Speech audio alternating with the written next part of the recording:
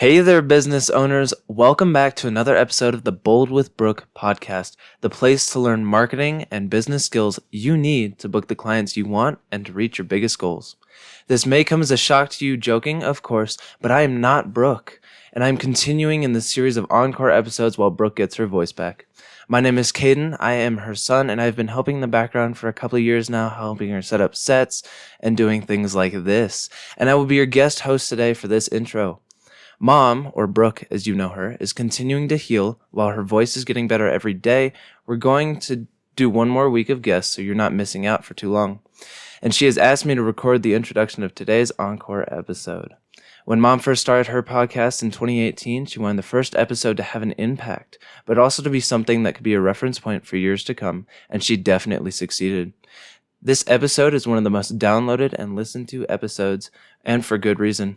Really knowing who you're working with and who you want to serve and ultimately who you want to attract with your marketing is a core piece of your entire business and will affect almost every decision you make as a business owner and a CEO.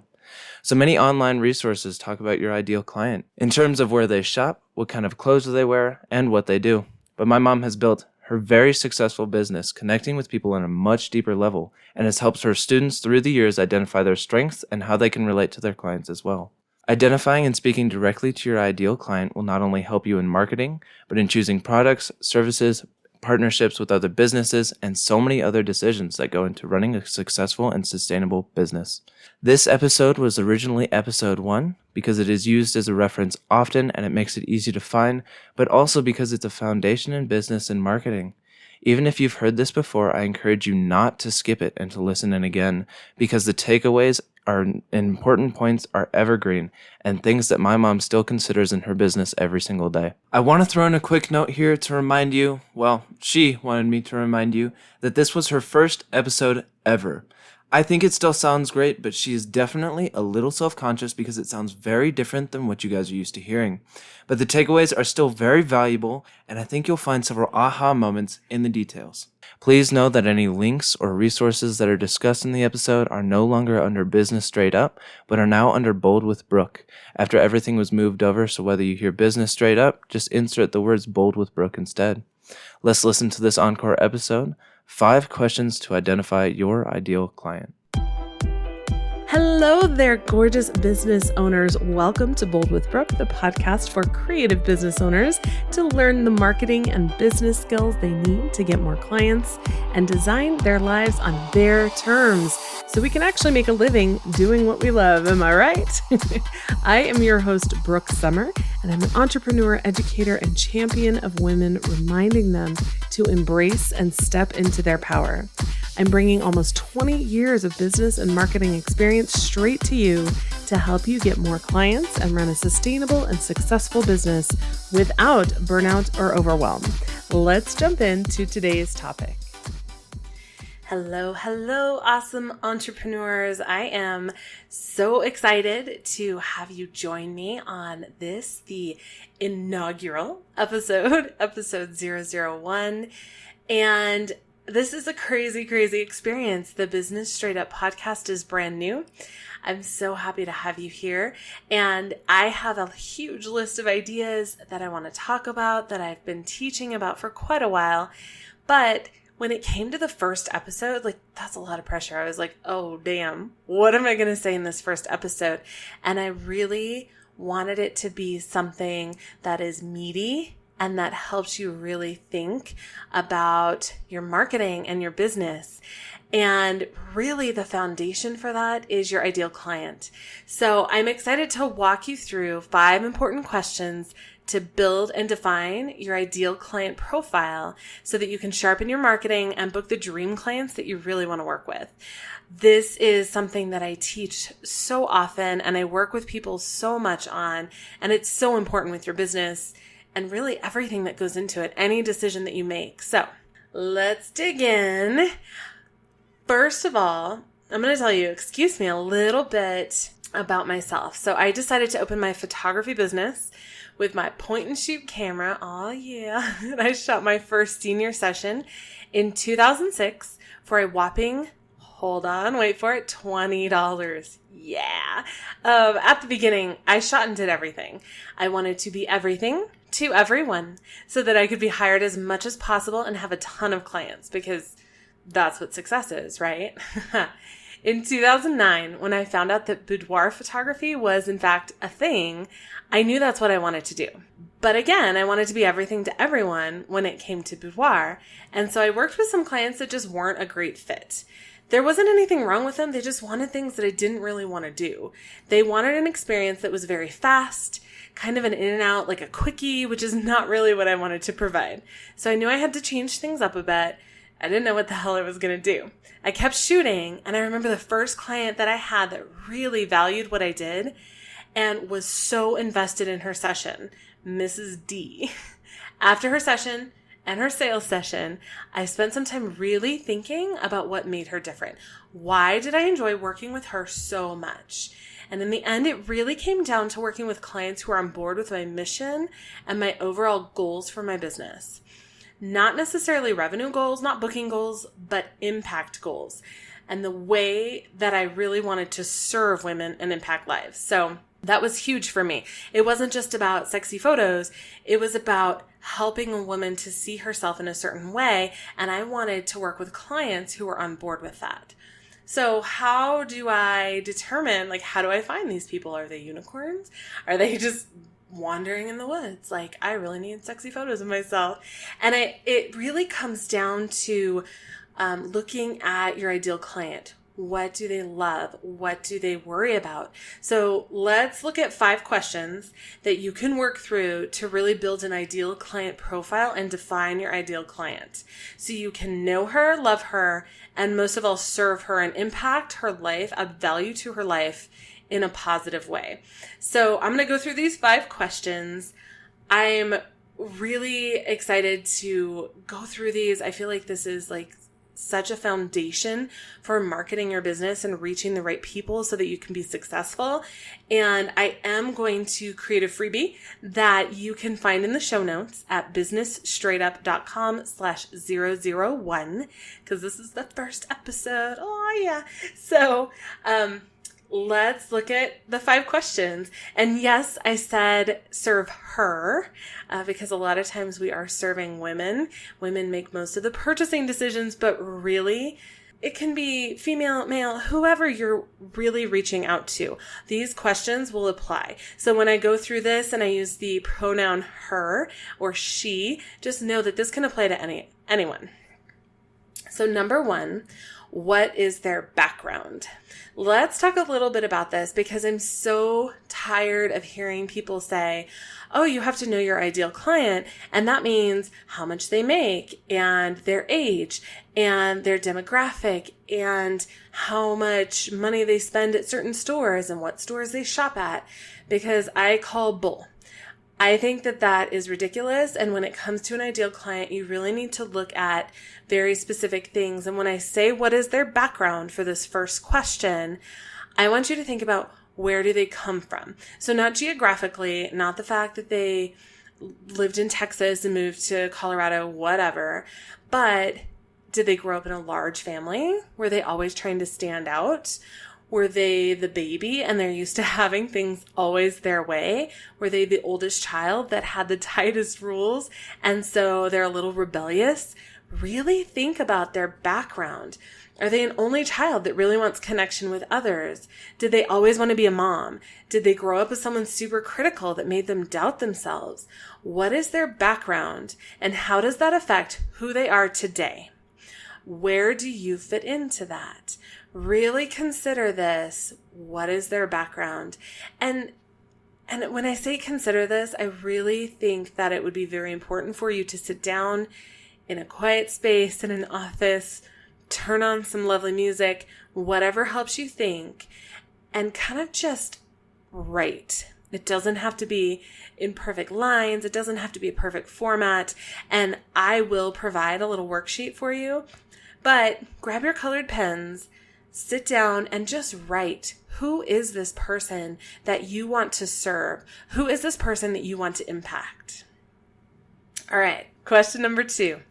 What do they value most? Again, Do not turn this into, well, they make approximately $75,000 a year in income and they drive a Mercedes. No, that's ridiculous. It doesn't matter how much someone makes if they don't value what you do. So I want you to answer for question number 2. What do they value most? Are your ideal clients busy professionals that don't want to deal with tons of meetings because their time is crazy limited?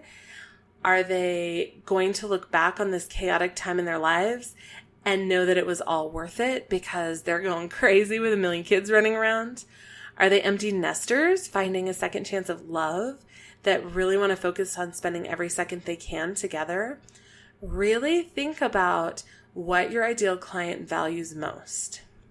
And I know that it can be difficult to really kind of put words into their mouths, but when you have worked with clients that you absolutely love, you kind of have these conversations and you get to know them. For instance, my clients value travel and adventure.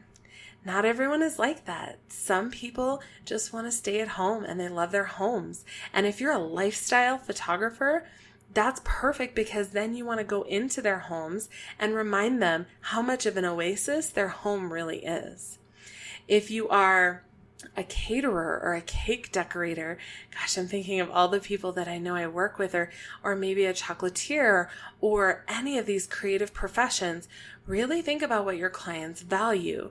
Do you serve corporate clients who need very specific logos on their products? Do you serve crazy creative clients that don't want to give you a ton of direction because they want you to just go for it? Really think about your ideal client and what they value most. So that is question number 2. Question number 3, what are their challenges or frustrations? What keeps them up at night? This is hard. And again, I really, really encourage you to sit and just dream. Give yourself a half hour to go through this and just blah on the paper. Just write it all out. Do it in not even straight lines, just kind of scribble it out and really consider these questions. So number 3, what are their challenges or frustrations? Are you looking to target moms that worry that their kids are growing up too fast? If so, what services and what things can you offer them to help them with that? Are they business owners that have taken over an aging business from parents and they want to revive it? Maybe they need help with moving the business into this new era of running a business. Maybe they don't have a website. Think of the different things that they're facing, their challenges that you might be able to help with. Are they brides that are worried about losing themselves in their wedding because they're worried about pleasing everyone else? Man, that can be really difficult. So many brides fall down this rabbit hole of, well, grandma really wants this, mom really wants this, and they're so worried about everyone else that they forget to take care of themselves. What are their challenges or frustrations? What are they really worried about? And this can also be, what are they afraid of?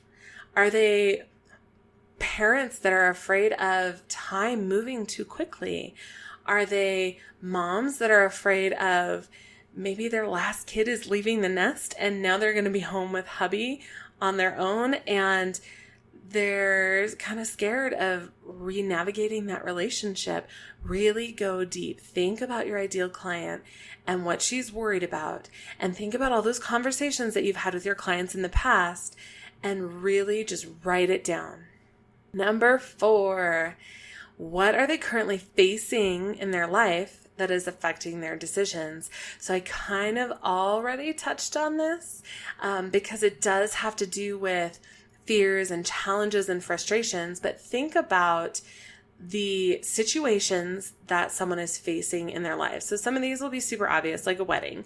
If a bride is facing a wedding, obviously she has some decisions on her plate that are not normal everyday decisions. This is not like I get up in the morning and I have to decide what type of cake I want to have for breakfast. Like that just doesn't normally happen unless you like cake for breakfast, in which case you go girl.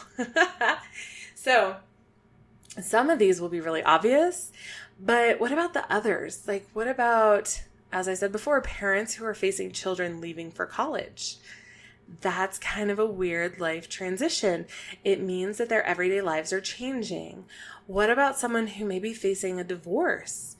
What are they going through? I know when I got divorced, one of the things that was really difficult for me was to redefine family and to make it okay in my brain to say that family is not just a mom and dad and 2 children and that's it. I had to redefine that for myself. And you may be reaching out to ideal clients who may be redefining family. Maybe they need help with that. Maybe there's something that you can do to help them redefine family and look at that in a different light. What about people that are facing adversity because of a diagnosis? Maybe someone is facing a cancer diagnosis and they have to relook at their entire life and the time that they spend with someone and the time that they may not have with someone. There are so many different situations. There are people that rarely get to see their loved ones and want to get every second of time with them when they can. And this could especially be kind of a fantastic niche for an area that is full of tourism. If you have people that are traveling to your area and you want to reach out to them specifically, that could be an amazing opportunity, especially if they're family members that don't usually get together. So think about all of these situations that we all kind of go through in life. There are seasons. There are seasons of crazy, wild, fun parties, and there are seasons of, oh my gosh, I just had a baby. What the heck do I do with this little person that depends on me? And there are seasons of, I want to start a business and I don't know what the hell I'm doing and I need help. There are seasons of our lives that will ebb and flow depending on where we're at. But I really want you to consider, what season of life is your ideal client in? What are they facing that could be something that transcends what someone makes? I hate it when people talk about ideal clients and they're like, well, what's their income bracket? Like, who effing cares? Like, come on, people. You need to be considering all of these different things that go into someone's life, not just what they make or where they shop. So think about what they're facing in their life. What will be affecting their decisions? Are they maybe going to a 1-income household? Are they seeing their kids go into high school and all of a sudden they have a lot of free time on their hands? Think about all of these possibilities and the things that go into their lives, and you will kind of get a glimpse into a little more about what's important to them and what could be affecting them. Whew. I feel like we spent a lot of time on that one. So let's talk about number 5. What excites them the most or makes them happy? So I am totally guilty about this and I get super excited. I remember the first time I saw fireflies, I was like pretty much crying. I thought it was the coolest thing in the world because we don't have them in Colorado. So when I was in Illinois, I was like, this is just magic. I can't even breathe right now. I was so excited. Think about what excites them the most. What makes them happy? What is something that if someone could guarantee they would have forever unquestioned, they would be absolutely thrilled? Don't think about the tangible here, okay? So tangible is something that you can touch, something that you can hand to someone. That's not what we're talking about, because everyone would be thrilled to have someone just hand them $1 million every day. Like, hey, here you go. Here's today's stipend. And you'd be like, yes. But that's not what I'm talking about. So I'm talking about the things that aren't tangible, the things that you can't buy, the things that make up the memories that we love to have, the things that we go back to if we're having a bad day and we just really need a happy memory. What are those things that we will think about that make us happy, that bring us joy, and that excite us? So things like confidence, love, laughter, an uplifting experience, rolling around on the ground with their kids and laughing without their phone or without someone telling them that they have to do something, hanging out with their husband under the stars with a campfire going, or going out with the telescope, with your kids in the middle of a field, I feel like I'm just pulling these from my own experiences because I know what I love. I actually have my dream board right in front of me, the things that I love, that I dream of, that make me happy, bring me joy.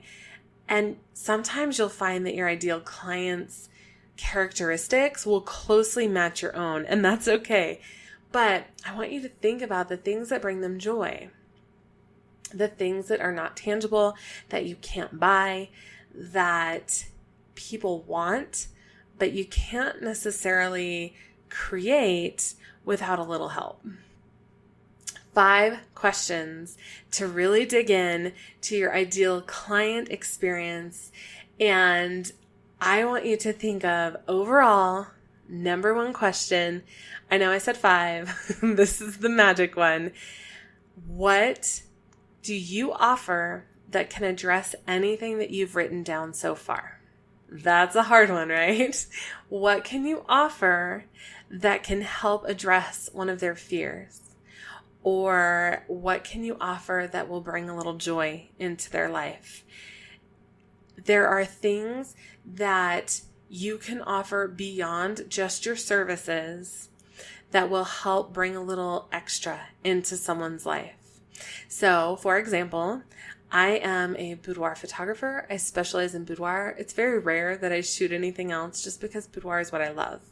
I love to impact impact the lives of my clients and make them feel amazing. I want them to look at their photos and know that they are beautiful no matter what they look like when they first wake up in the morning. That is something that I can offer them, not just because of the photos, but because of my expertise that goes into the photos and because of me. I have a gift for helping people feel comfortable. And at first, when I was younger, I was like, well, that's kind of a crappy gift. Like, who wants that gift? But it has served me well in that I can help women to feel comfortable and put their guard down, even if it's just for a couple of hours. What do you have?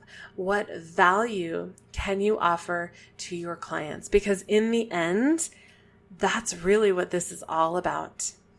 You need to be able to provide value to your clients through an unforgettable experience, an unforgettable service, or just an overall experience that is crazy awesome.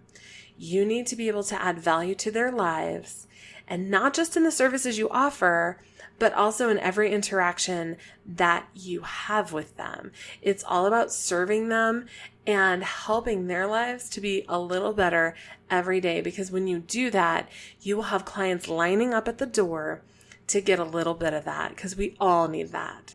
What can you offer that can address any of the things that you've written down so far? And I know that that's a hard question. We actually just talked about this in the Facebook group because it's all about value. We all know these people that maybe live in this teeny tiny apartment but have a TV that takes up the entire wall that you know costs more than the rent for that apartment, because that's what they value, that's what they love. And there's nothing wrong with that. For me personally, I would probably eat ramen noodles for a year in order to travel. There are things that I love, and there are priorities that we have, and everyone has different priorities. So I want you to think about what you can offer that will add value to your clients' lives and address anything that you've written down. So, how are we doing? Checking in. I know I just threw a ton at you. I do a lot of Facebook Lives, so it feels kind of weird to me not to be able to ask for questions right now. But this audio thing is a new thing for me, and I'm so excited to share it with you. I think it will be an amazing experience. I know that I already have several episodes recorded with these amazing female entrepreneurs, and I have so many listed that we're going to share in the future. And I want to offer you a little bit of homework. I feel like podcasts never really do homework, but this is it. This is your homework. I want you to write down your ideal client story. If it helps, choose a name. So name your ideal client. If you want to make it up, cool. If you're like, this is Diana, and I just got that name because I'm staring at the Wonder Woman Lego figurine on my desk, but choose a name, tell me where she's from. And again, I don't mean geographically. I'm talking about, is she from a big family? Is she from a small town and maybe has different values than the people who live in big cities because they grew up with different cultural norms? What does she value? What does she love? What will she save for a year to do? Because it's that important to her. What does she value? What does she face? What is coming up for her as far as a situation or maybe a life change that she is potentially facing? What does she worry about? What keeps her up at night? What does she fear? What is she terrified of? And, some of these are across the board. If you're talking about moms, we all think about, we want the best for our children. We want them to be safe. So go beyond the norms. Go beyond what is a common thread for pretty much most mothers. Go beyond that and tell me what she fears. What does she see in the mirror every day when she wakes up that she thinks about, that is weighing heavily on her? And what can you provide that would help her in some way? How can you add value to her life? How can you serve her so that in 6 months, she could say, now most people won't say this, but she could say, my life is a little brighter because of my experience with you. That is huge. And when you have a client that can honestly say that, it is the best, most amazing feeling in the world. So a quick note of caution. Remember, even if you have something to offer that you want to offer to everyone, please, please, please remember that you are one person and there are only so many hours in a day. I would love for every woman in the whole wide world to have boudoir photography. I think that it's that important, but I am just me.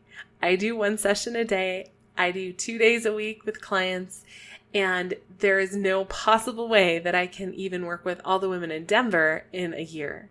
So remember that you are one person and there are only so many hours in a day. With the service that you provide, there are a finite amount of hours that you can spend helping someone. And you want to be able to appeal to the people that not only want to work with you, but value what you do and they're excited to work with you. If you want to move into some charity work or other things to help feed your soul when it comes to offering to other people, that's okay too. But right now we're going to talk about ideal client because this episode, I'm sure, is going to be referenced over and over again. I can already see myself in future episodes saying, we talked about this in episode 1. Check it out, because the ideal client profile, some people call it the ideal client avatar, is really that important. When you have this homework done and your ideal client story done, you will be able to answer any question about your business that may come up based on this information. So if you have an amazing advertising opportunity come up, all you have to do is ask yourself, if we're going to use Diana from earlier, is this where Diana would be looking for me? Is it worth advertising there? If the answer is no, that's a pretty clear no, that it's not a great opportunity for you. This will impact every marketing decision you make, every social media post that you do, every blog post that you do, every web page that you set up will have to go through the lens of your ideal client. Would this appeal to my ideal client? I'm writing out an Instagram caption. Would Diana love this Instagram post? Why did I choose Diana? That's so weird to me. Oh yeah, Wonder Woman. You can ask yourself with every decision, would my ideal client really love this? If the answer is no, then it's probably not a great fit. If you're writing a caption that just feels blah and you know that your ideal client isn't going to love it, why the hell are you doing it? Write for that ideal client.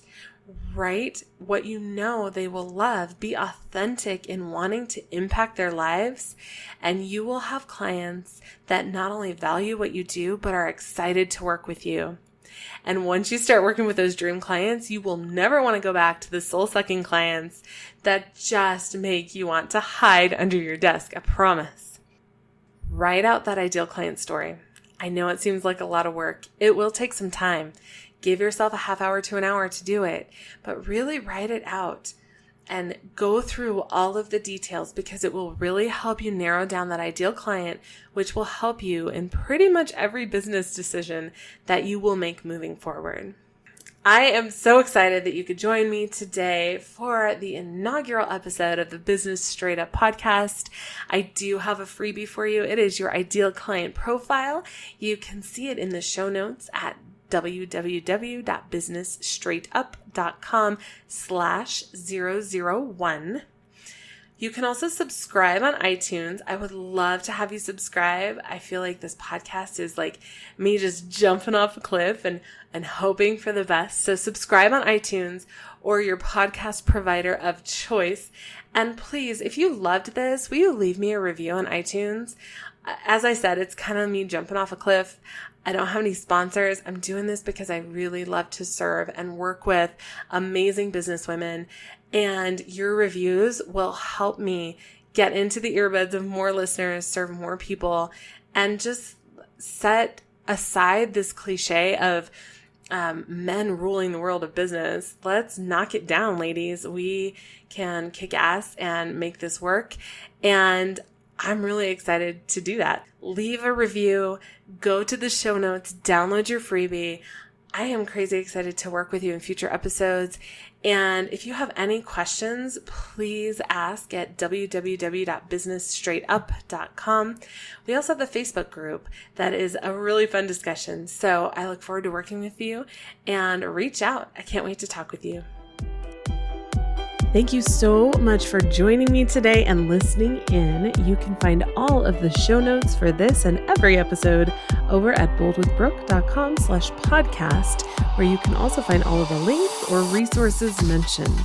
I can't wait to work with you. Have an amazing rest of your day.